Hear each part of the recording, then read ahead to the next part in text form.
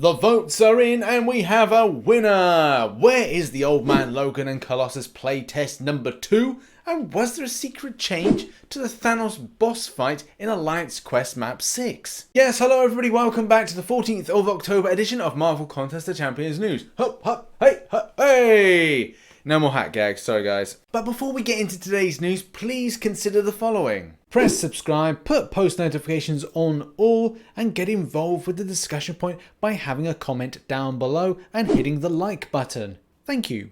But without further ado, let's get into the news. First story up on the chopping block is just a reminder to everybody that we have got Marvel Insider rewards. If you were about for New York Comic Con, and I must kind of apologise to everybody, it wasn't very obvious where Marvel Insider codes were for the point of usage. It's really weird. You come in through to just the normal check-in type thing. You go through the gates, you get your metal detector stuff, and it's like normally you expect something there or something in the brochure. And I was like, no Marvel Insider codes were there at New York Comic Con, or they were easy to find. I'll definitely learn my lesson next year and make sure that I scoop up as many as possible. Fingers crossed I'm able to get there next year. It looks like it's very quiet for Marvel Insider based stuff. They don't have the arena activities, and at the same time they don't seem to have many new things for people to grab. But if you are interested in the 3-star man thing, go give it a go. In other news, and it's quite incredible, but also a little bit disappointing to see the extent of people that have voted for the community choice. Now, if you look at here, we've got Abominations, got 64 votes, 1%, God. Then we've got Daredevil Netflix, which does seem to be one that seems to be very popular. Obviously, Kabam don't like to refer to it as the Netflix version, based on the fact, obviously, they have to, well, there's certain rights that's got to be paid for the usage, in bunny ears, usage of that particular classification. But that champion got the second vote at 22%, which is 1,276 votes, with the main culprit and the main winner being Hulkbuster. And I think it's because a lot of people have this champion, or have had the champion for a long time. That's that reasoning that they want to get this sorted. Especially because some people have this as a 6-star and are like, look, I need something good. I need bang for my buck. And I'm definitely going to get that in this with 2,662 votes, 47% of the vote going to Hulkbuster. And then you've got Iron Man bringing up 14% with 815, which is still pretty popular. And it's kind of sad because I know a lot of people have that particular version, the old school Iron Man, though Iron Man Infinity War is kind of the better Iron Man nowadays. With Miss Marvel Kamala Khan picking up 5%, 255, or 295 votes if I can read. Black Panther 8% with 476 votes. Pretty impressive, not the greatest turnout altogether. It's still a little bit disappointing to see just over 5,000 people turn out for this. But yeah, look, at the end of the day, I think a lot of people don't like to go to the forums quite so much. And if there was something of a voting scheme in-game as opposed to out of the game, would this be something that players would like? And I think they would prefer that more. The same thing with the Summoner Showdown and how that was out of the game for voting and dueling, but you could have had something in-game, which would be pretty cool as well. Okay, and the next story. Well, do you know what? A lot of people have been asking me the same question for the last 2-3 months. Rich, when are we going to get the Colossus and Old Man Logan rework? And I keep on saying to him, look, keep on with the Marvel Contest Champions news, because in a nutshell, you're not going to get it anytime soon. One thing I try to do with Marvel Contest Champions news is keep you informed as much as I am informed, and unfortunately, I'm not informed. The fact is, I don't really know what's going on with this. We're told that we're going to get a second playtest at the start of the month, but for whatever reason, this is now 2 weeks in. It's the 14th today, and there's nothing that gives me any kind of great hope this is going to be sorted out anytime soon. I kind of feel it was quite weird that there were certain changes and alterations that had to be made to these characters further. I thought they were fine as they are. I just think means that we're just really unsure with what's going on. And when's 25.0 going to be? Oh, do we have to wait a couple months for this? Just don't know. Now the news, and I've been scrolling through a few stories, and this one in particular was something that, well, you know, from the start of the month with New York Comic Con being on, it's a pretty important story. So I saw this here, so it says, so when exactly was this change made? I bring Brie Larson, Sam Jackson and Gold Ryan Reynolds on my Alliance Quest team. Fury used to do work against Thanos once the life model decoy was set in. Now it's been completely nerfed. What the heck is with that? Now obviously this is highlighting something called heal prevention. The attack is unable to heal through any means. And initially I think people will be going, well, yeah, Rich, well, what's the point? I don't see any point to this. Heal prevention, yeah, okay. It's been like that for a while. Even people start responding with, yeah, that seems normal. The next amount of discussions are very, very important, and at the same time just illustrate people with great knowledge of the game. Even saying here, the original post is aware that how to fight the handle, the nodes, etc. I've taken some time off from alliances, but I recall the node was heal block. This would function differently than the node that the original post is referring to.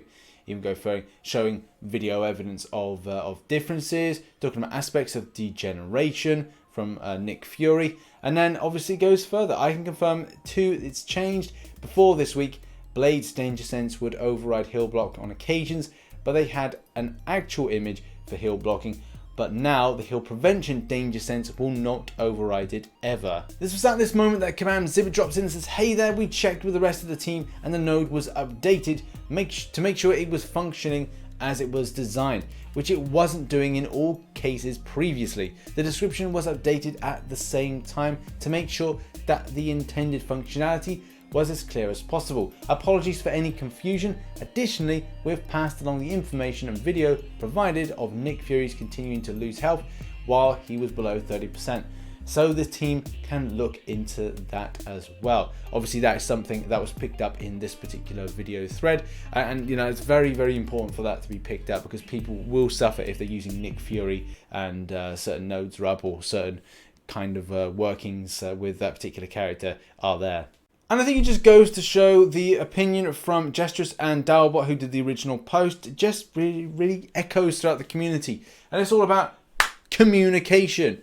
Even a point of putting this in something like the changelog, or making good notification to players that there was going to be a change. Even doing like a news, like categories thing, so that then even I didn't know. Being at New York Comic Con and also being back, what if I recorded about 2 Marvel Contest of Champions news, and having to go through and find this out, it's pretty disappointing. Not for me, because I don't really use characters that associate too much with healing abilities, but for those that maybe have that as the inner workings of the character, like obviously as we've seen Nick Fury, this is very, very frustrating. It does change out certain character choices for usage against certain content, like Alliance Quest, and in particular Map 6. The final thing again to take away from this is the way the interaction works.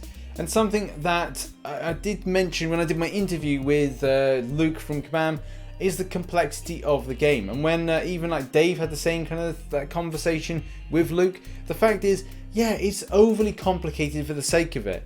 And I even got last night to start playing MCOC, and one of the first things she said, this was needlessly complicated. So does it like then spook new players, especially when you see stuff like this? You've got a champion that has abilities that would work and interweave for things like heal block and other such things. So therefore, the community have found a fighting edge to get over something which is meant to be there, but it isn't meant to be there from Kabam's perspective, though Kabam put it in for the interaction of that. Again, needlessly complicated seems to be the name of the game with this.